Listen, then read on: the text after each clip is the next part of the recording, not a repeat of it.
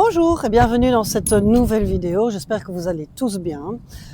Comme vous avez certainement remarqué avec le titre, la vidéo ne sera pas comme d'habitude, donc il n'y aura pas de portrait à présenter, il n'y aura pas ma vie de van life, ni mes voyages. C'est justement répondre à quelques questions qui me reviennent régulièrement et qui me sont posées sur Instagram.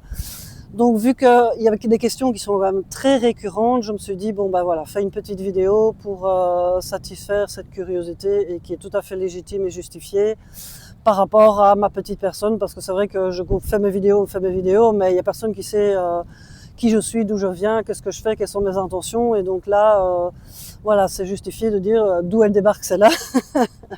Donc voilà, j'ai répondu à quelques questions. Donc vous pouvez vous installer confortablement et je vous souhaite un très bon visionnage. Bon, à juste titre, on m'a posé la question de pourquoi je ne travaille pas et de quoi je vis. Voilà, c'est tout à fait légitime de poser cette question. C'est vrai que je n'ai que 48 ans. En fait, je suis fonctionnaire et après Zanzibar, en fait, je suis tombée gravement malade. Et quand on est fonctionnaire en Belgique, après 6 mois de maladie, en fait, ils vous pensionnent. Mais le nouveau système en Belgique veut qu'ils vous pensionnent pour maximum 3 ans. Ça peut être 1 an, 2 ans et 3 ans maximum. Et après le délai désigné, en fait, ils reconvoquent, on refait un peu le topo de la situation. Et là, bah, soit on recommence à travailler, soit ils nous pensionnent définitivement. Donc moi j'ai été pensionnée ici en mars 2025. Donc il me reste, on va dire, encore un bon 2 ans avant de recevoir les convocations pour pouvoir refaire le check de la situation. Donc je ne sais pas du tout encore maintenant dire si je retravaillerai dans 2 ans et demi ou pas. Voilà, c'est un petit peu trop tôt pour le dire. Donc de quoi je vis? Bah, forcément de ma pension, qui n'est pas élevée du tout, mais qui est suffisante en tout cas pour, vivre au quotidien. C'est pour ça que je disais, j'ai pas du tout besoin de YouTube pour vivre. Ce sera un petit extra et je ne cherche pas spécialement, à avoir ces extras-là. Voilà, c'est toujours gai, on crache pas sur l'argent, ça c'est clair et net. Mais voilà, c'est pas du tout de ça, que j'ai besoin. C'est vraiment par plaisir pour m'occuper parce que voilà, j'ai ces 2 ans et demi pour profiter, pour voyager à fond. Donc voilà, heu, le petit extra, on va pas cracher dessus, voilà, clairement. Voilà, j'espère que ma réponse aura été, claire, nette et précise et que maintenant vous êtes un peu rassurés du pourquoi je ne travaille pas. Est-ce que je vis dans mon fourgon à temps plein? Là, j'ai envie de répondre oui et non. Disons que, il y a un petit temps, j'avais décidé à mon retour de Zanzibar de vivre complètement dans mon fourgon à temps plein. C'était purement un choix et parce que j'avais envie de tester cette expérience. Voyageant en van et en fourgon déjà depuis, de nombreuses années, c'était pas la même chose que d'y vivre à temps plein. Et c'est vrai qu'étant, pensionnée, j'avais, beaucoup de difficultés en fait à continuer à payer les loyers. J'étais dans un appartement, donc je me suis dit: «Voilà, 2 pierres d'un coup, je suis pensionnée, je liquide l'appartement, je vis dans mon fourgon et on verra bien ce que ça donne», en fait. Très vite, j'ai ressenti vraiment le besoin d'avoir un petit pied-à-terre, ne fût-ce que déjà pour recevoir mes enfants, pour pouvoir, manger ensemble, qu'ils puissent venir dormir à la maison parce que dans le fourgon, c'est bien, mais ils sont quand même grands et chacun a quand même besoin de son intimité. Donc voilà, c'était une des principales raisons. L'autre raison, c'est que j'avais besoin d'être rassurée sur le fait que s'il m'arrive quelque chose, si je suis blessée, malade et cetera, que je puisse avoir un endroit où aller, sachant que mes enfants vivent toujours chez leur père, donc ils n'ont pas de logement propre, donc je n'ai personne où je pourrais aller s'il m'arrive quelque chose. Donc là, ça m'a rassurée en fait de me dire que, d'avoir un petit pied-à-terre maintenant en Belgique. Mais de ce fait, je peux pas dire que c'est mon domicile parce qu'en Belgique aussi, c'est très compliqué pour avoir un domicile quelque part. C'est pas comme en France où il suffit de s'inscrire dans une mairie. Chez nous, en Belgique, c'est un peu plus compliqué. C'est faisable, mais c'est parfois du chipotage. Ça dépend vraiment d'une commune à l'autre. Donc voilà, tous ces éléments ont fait que j'ai décidé de m'acheter un petit pied-à-terre, mais c'est un tout petit truc, de 30 m². Bon, j'ai un tout petit jardin Et je n'y suis vraiment pas souvent, si je veux dire, depuis que je l'ai, si j'ai passé 1 mois en tout, si j'accumule tous les jours là-bas, c'est déjà beaucoup. Parce que même quand je suis là-bas, après 2 jours, j'ai envie de partir, de nouveau découvrir. J'ai envie de me retrouver dans mon fourgon. J'adore mon petit fourgon. Il n'est pas instagrammable, comme je dis toujours, mais je m'y sens super bien. J'adore être là. Donc même quand je suis chez moi dans mon pied-à-terre, bah, j'ai tout de suite envie de repartir avec mon fourgon, même si c'est qu'à 5 kilomètres, mais parce que j'habite dans une région très jolie, donc ça m'arrive de pas aller très loin de chez moi en fait, juste pour pouvoir dormir dans mon fourgon et me réveiller comme ça en pleine nature, c'est ce que j'aime beaucoup. Donc je peux dire que je vis à temps plein dans mon fourgon, oui, mais non, parce que j'ai quand même un domicile quelque part. On m'a demandé plusieurs fois pour faire un van tour, ce qui est tout à fait logique. Vous voyez très régulièrement mon van, mais bon, il y a plein d'aspects techniques certainement que vous ne savez pas et que vous vous posez des questions en voyant. Donc oui, c'est prévu, je vais me préparer à faire mon van tour. Voilà, c'est vrai qu'il n'est pas, comme je dis toujours, instagrammable. Il a un petit look un petit peu bohème. Voilà, moi je l'ai acheté déjà aménagé. J'ai déjà fait des modifications, je suis en train de continuer à faire quelques modifications pour qu'il soit à 100% à mon goût et répondre à mes besoins à moi. Donc voilà, suite dans les prochains épisodes pour savoir mon vrai van tour. Est-ce que je souffre de la solitude? Non, pas du tout. Bah, déjà à la base, je suis une personne très solitaire, donc j'aime beaucoup être seule. J'ai besoin énormément d'être seule. Mais je ne souffre pas de la solitude qui pourrait être tout à fait autre chose. Je pense qu'on souffre beaucoup plus de la solitude quand on est sédentaire dans un appartement ou une maison. On ne rencontre personne, à part si on sort les voisins faire les courses, etc. Mais la van life se veut de vivre à l'extérieur un maximum. Et plus vous êtes à l'extérieur, plus vous êtes susceptible de rencontrer des gens. Donc moi parlant différentes langues et étant très ouverte vers l'autre, bah, j'ai aucune difficulté de faire des rencontres lors de mes déplacements, sur les spots, enfin, lors d'une balade. C'est vrai que le chien aide un petit peu aussi pour aborder une conversation, ça facilite les choses, on va dire.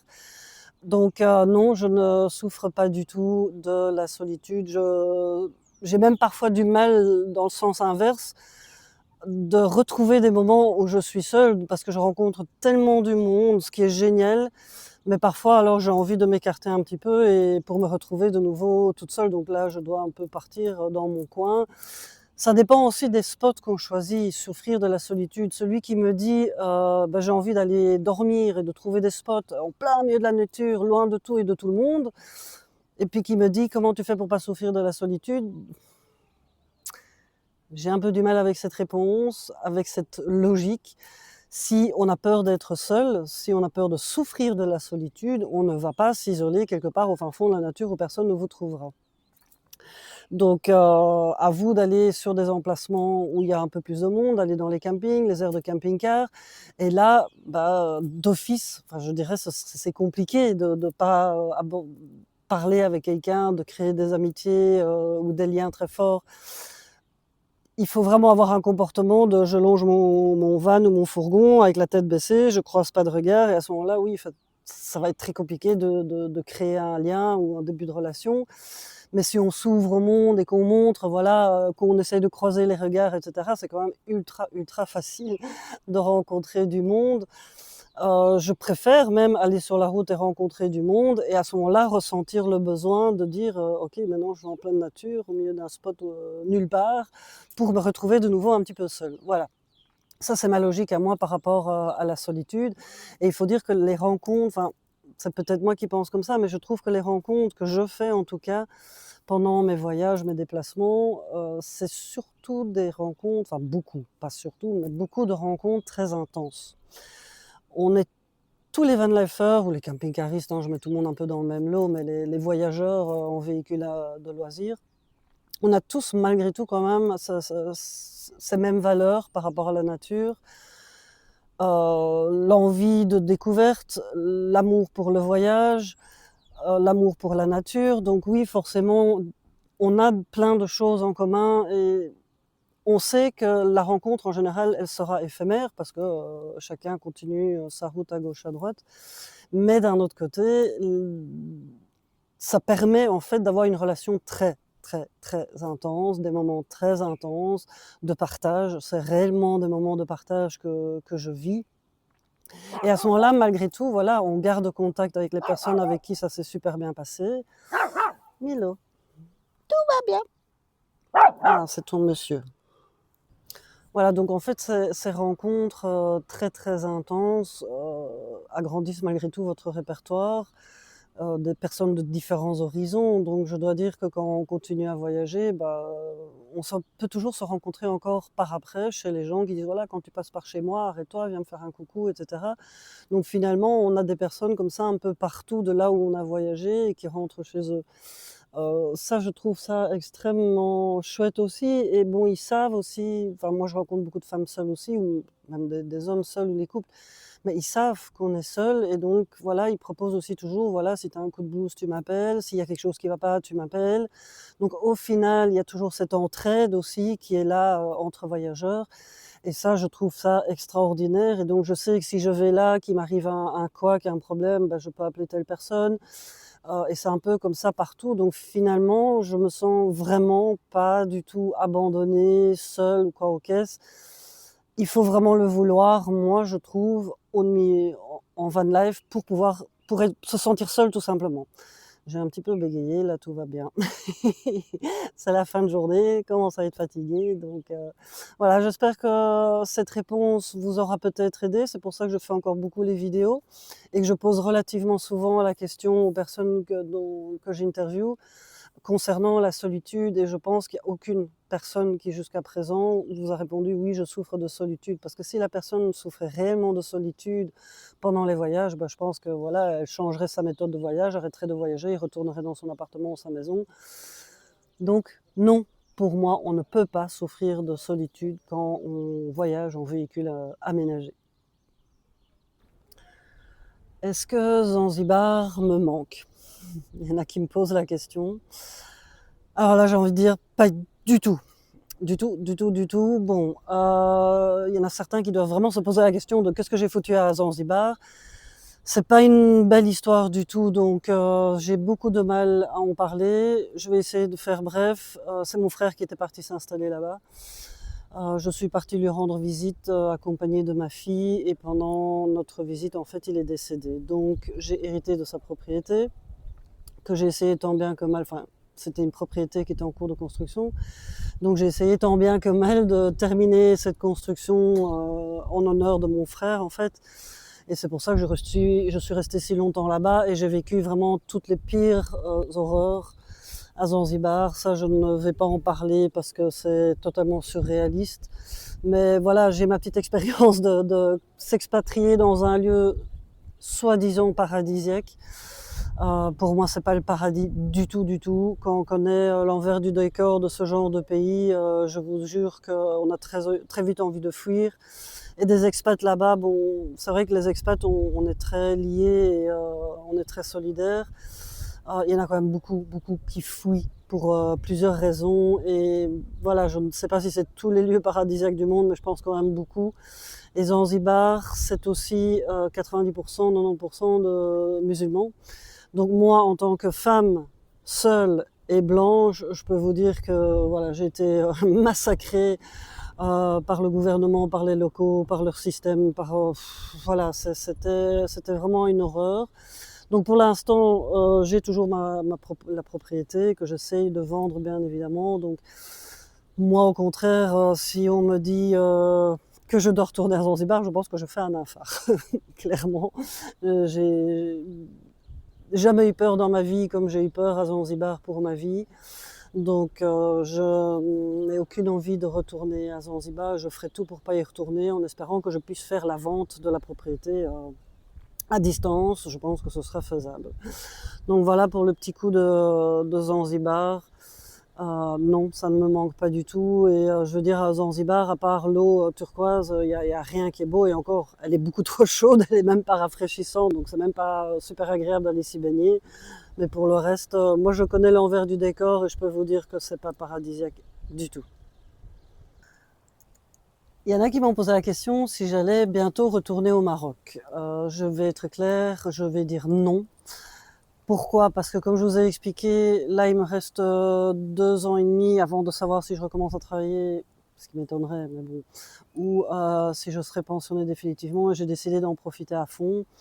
Et alors ce que j'ai peut-être envie de spécifier, c'est que je suis quand même à la recherche de mon futur lieu de vie, pour plus tard bien sûr. Et je sais d'office, après mon expérience de Zanzibar, que ce sera en Europe, je pense très sincèrement, parce que j'ai compris qu'en Europe, on a quand même énormément de chance de tout ce qu'on a ici et de la tranquillité qu'on a, et même si on se plaint beaucoup de nos gouvernements, que ce soit France, Belgique, peu importe, avec ce que moi j'ai vécu, je peux vous dire qu'on est quand même pas si mal loti que ça. Donc j'ai envie d'en profiter, de découvrir à fond, et il y a encore plein de pays en Europe que j'ai envie de faire, que j'ai jamais fait. Donc je pense que pour l'hiver prochain, déjà, je me dirigerai normalement vers la Grèce, que je n'ai jamais faite, et encore moins au niveau van life. Donc voilà, je ne sais pas du tout, mais je vais découvrir à fond. Donc ayant découvert quand même déjà une petite partie du Maroc et sachant d'office que je m'installerai pas là-bas, ça c'est sûr et certain, c'était pas un coup de cœur pour moi, je veux dire, le Maroc. Donc je ne retournerai pas là, j'ai d'autres choses à voir et à faire. L'Europe c'est quand même relativement grand, il y a quand même assez de choses à faire. Donc pour la suite des trajectoires, je ne sais pas vous dire du tout. Vous voyez bien que je ne programme rien, je suis prise par aucune obligation, on va dire. Donc je remonte tout doucement, je sais que bientôt ma fille va venir me rejoindre. Est-ce que ce sera Espagne ou Portugal, je ne sais pas encore. Mais du coup, voilà. Je ne sais pas du tout. Il va falloir que je retourne quand même en Belgique à un moment donné pour des raisons médicales, voilà, faire des examens, etc., revoir les traitements. Concernant ma maladie, j'ai pas trop envie d'en parler pour l'instant en tout cas. Voilà, donc je resterai un petit peu secrète par rapport à ça. Parce que je vous disais que voilà, j'avais été mise à la pension pour maladie grave. On en parlera peut-être un autre jour, on verra un peu plus tard. Quoi qu'il en soit, donc je pense pouvoir remonter en Belgique vers mars-avril. Je resterai un petit peu en Belgique et là je vous montrerai la belle Belgique effectivement qu'on a. Parce que là, depuis que je suis revenue de Zanzibar, j'ai eu quand même pas mal vadrouillé en Belgique et franchement, il y a des endroits qui sont incroyablement jolis. Hein, toi, tu as bien aimé aussi, même toi, tu as bien aimé Zanzibar, hein, ça je sais bien, les petits crabes sur la plage, etc. Tu as beaucoup aimé Zanzibar. Et il supporte lui beaucoup mieux la chaleur que moi. C'est un petit Mexicain, hein, donc forcément, lui, la chaleur, ça va. Le froid, par contre, il n'aime pas du tout. Voilà. Suite, voilà, vous me suivez dans mes aléas de Daria, qui programme rien, qui change de plan tous les jours et en fonction du soleil aussi, surtout beaucoup. Des rencontres, comme vous voyez, je fais quand même pas mal de rencontres. Donc ma route se dirigera step by step, comme on dit. Bon, la vidéo va se terminer ici. J'espère qu'elle aura été satisfaisante pour ces personnes qui se posaient les questions. N'hésitez pas à revenir sur Instagram si vous avez encore d'autres questions qui vous chiffonneraient éventuellement. Il n'y a pas de souci, j'y répondrai et peut-être que dans quelques mois, je referai un genre de petite FAQ en vidéo. Voilà, merci beaucoup d'avoir regardé cette vidéo et je vous souhaite tout le meilleur. À bientôt, bye bye.